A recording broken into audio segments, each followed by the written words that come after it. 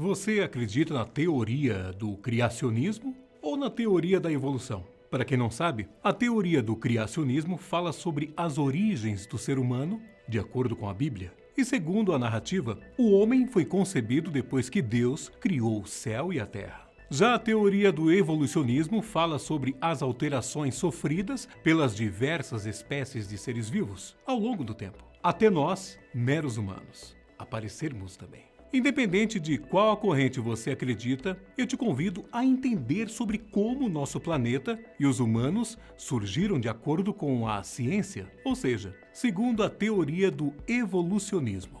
Então vem comigo, que eu, Maurício Santos, conto todos os detalhes sobre as nossas origens a partir de agora. Por mais louco que pareça, as rochas do nosso planeta têm muito a nos dizer. É a partir delas que os melhores cientistas do mundo conseguem descobrir coisas sobre o passado da Terra. James Ratton era um geólogo, químico e naturalista de nacionalidade escocesa. Ele foi extremamente importante para a compreensão da origem do nosso planeta, já que, por meio de uma análise científica, ele deu destaque à importância do tempo no processo geológico. Ou seja, para ele, a evolução da geologia necessitava de um longo período. Então a Terra tinha muito mais história do que ele imaginava na época. A ciência, após dezenas de estudos aprofundados, diz que o nosso planeta surgiu há muito tempo, há cerca de 4 bilhões e 500 milhões de anos. Na ocasião, a Terra veio junto com o Sistema Solar, a partir de uma nuvem primordial. No centro dessa nuvem havia uma concentração de matéria que fez aparecer o Sol, enquanto os pequenos corpos ao redor da nuvem deram origem aos planetas e planetóides. Com isso, nasceram os planetas terrestres, como Mercúrio, Vênus, Marte e, é claro, a nossa Terra.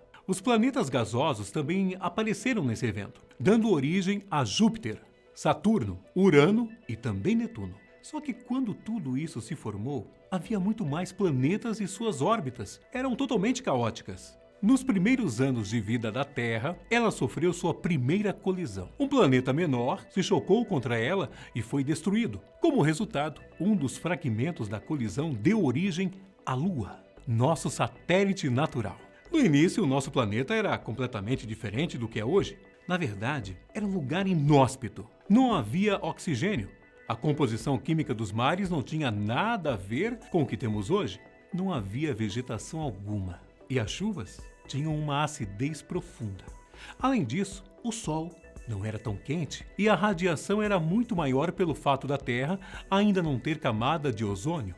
De certa forma, de uma forma bem resumida, a Terra era praticamente uma bola de fogo. Depois de milhões de anos, o nosso planeta entrou em um processo de resfriamento gradativo. Uma alteração que originou uma estreita camada de rocha em todo o planeta. Com essas mudanças na temperatura, foi expelida do interior terrestre uma imensa quantidade de gases e vapor de água. Esse processo fez com que os gases formassem a atmosfera e o vapor de água favoreceu o surgimento das primeiras precipitações. E um longo tempo de chuva ocasionou a formação dos oceanos primitivos mais parecidos com os que temos hoje, que possuíam cerca de 20 centímetros de profundidade. Até agora a gente só falou de como o nosso planeta teve origem. Mas e a vida?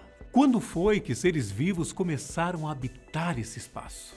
Bom, a formação dos oceanos foi fundamental para que isso acontecesse. Como você deve saber, a origem da vida, segundo a ciência, vem dos seres aquáticos. Ela começou a partir de compostos orgânicos muito modestos, capazes de absorver elementos disponíveis na atmosfera e no ambiente aquático. Esses compostos orgânicos tinham a capacidade de absorver formas simples de carbono, carbonato e outros elementos. Com isso, moléculas começaram a ser organizadas e deram origem às células primitivas, que também se organizaram e se simplificaram, aparecendo organismos mais comuns, como bactérias. A atividade metabólica desses organismos, que realizam a fotossíntese, mesmo sem essas estruturas celulares organizadas, transformou a atmosfera terrestre, possibilitando o aparecimento de novas formas de vida. E as primeiras manifestações de vida foram extremamente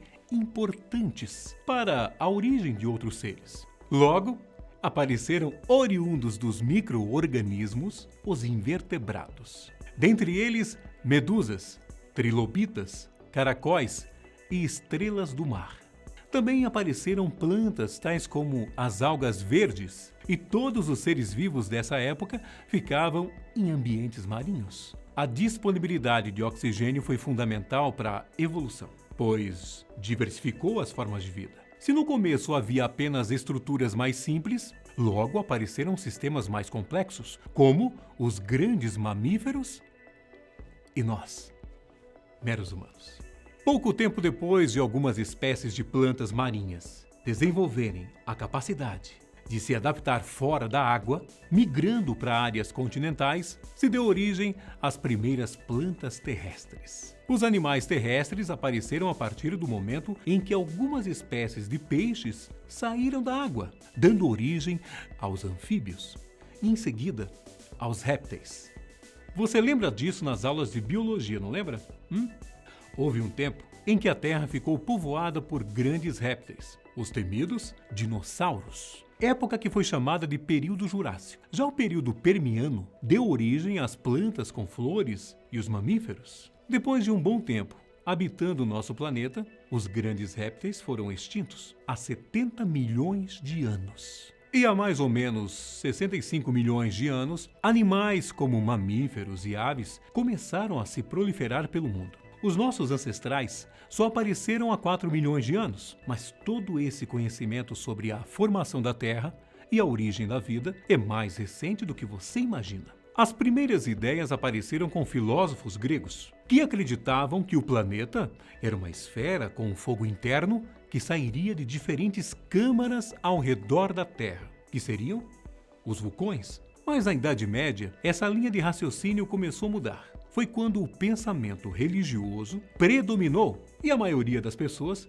passou a crer no criacionismo, pregando que o planeta estava no centro do universo. Porém, lá no fim da Idade Média, alguns estudiosos perceberam que a história da criação contada nas escrituras sagradas não batia muito bem com a realidade. Com isso, havia algumas discordâncias e teorias. Uma delas dizia que a versão bíblica era correta, enquanto outra afirmava que a Bíblia até estava certa, mas a natureza mostrava sinais de evolução que não tinham sido descritos no livro sagrado. Esse tipo de pensamento apenas confirmou a teoria da evolução de Darwin. Quando ele visitou a Patagônia e a Argentina, Darwin teve contato com alguns fósseis.